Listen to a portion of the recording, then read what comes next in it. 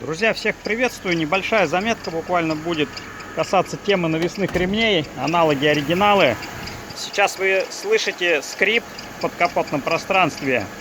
Недавно я менял помпу, ролики и поставил новый ремень от компании Contitech. Ремешок новый, Contitech. И обычно по этим ремням проблем никогда не было. Но в этот раз это падла. Она скрипит. Я сначала испугался, думал, что-то у меня по навесному неправильно было собрано. А в итоге, если сейчас сюда брызнуть на ремень каким-либо средством, типа ВДшки, либо силиконом, скрип этот уйдет. Давайте попробуем. Сейчас все наглядно покажу. Так, вот у нас силикон. Брызгаем на ремень. И чудесным образом у нас скрип посторонний ушел. А звук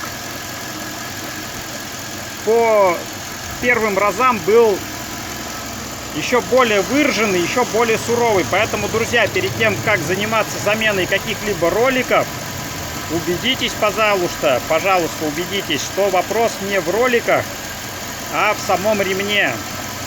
То есть профилактически берите силикон, ВДшку, все что угодно, побрызгайте чуть-чуть на ремень и посмотрите, если звук у вас ушел вот таким вот образом, то это проблема в ремне. На 99% проблема в ремне, но никак не в роликах. Имейте в виду, потому что есть у меня некоторые клиенты, которые попали на ненужную замену навесного оборудования, а проблема крылась всего лишь в ремне. Поэтому, чтобы вас вот таким вот образом не накололи в каких-то не очень грамотных сервисах, делайте вот эту базовую проверку. Еще раз повторюсь, когда я все это собрал, звук был в разы сильнее и был очень пугающим. А в итоге это всего лишь ремень себя так ведет, потому что его упругие свойства отличаются от оригинала. Здесь достаточно длинный ремень, сложный серпантин идет. И, видимо, упругие свойства ремня не соответствуют оригинальному ремню. И получается вот такой резонанс у нас начинается. И еще такая проблема может быть, когда у вас стоит обгонная муфта на генераторе. И эта обгонная муфта начинает клинить. Но в данном случае здесь шкив генератора без обгонной муфты, он простой конструкции. Соответственно, делаем вывод, что проблема в ремне. Ремень оригинальный я уже заказал. Как придет, я его поменяю. И плюс буду менять прокладки теплообменника, потому что здесь у меня вот это место потихоньку потеет. А раз оно потеет, значит, пора менять прокладки. Ну и было небольшое предположение, почему у меня в антифриз начало попадать масло. Хотя я менял, конечно, здесь радиаторы снимал, все мыл. Возможно, масло попало в систему охлаждения. Но, как вариант, еще проблема может быть в прокладках теплообменника. В общем, они заказаны, оригинальные.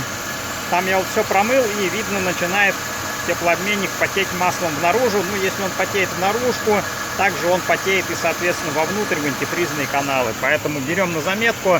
Если увидели, что у вас теплообменник в масле потеет, меняйте прокладки, чтобы не было проблем. Потому что потом масло начнет попадать в антифриз. В общем, берем на заметку и занимаемся потихоньку восстановлением данного автомобиля Mercedes. По ремням, я думаю, доступно, наглядно все показал и объяснил. В некоторых случаях есть смысл не кроиться, брать оригинал. Оригинал здесь на Mercedes стоит порядка 4000 рублей. Это нормальная, приемлемая стоимость.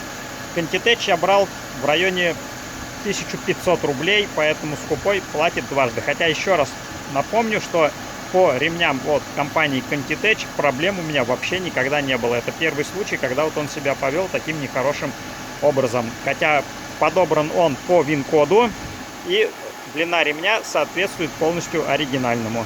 Благодарю, друзья, всех за внимание. Всем желаю здоровья, удачи и благополучия.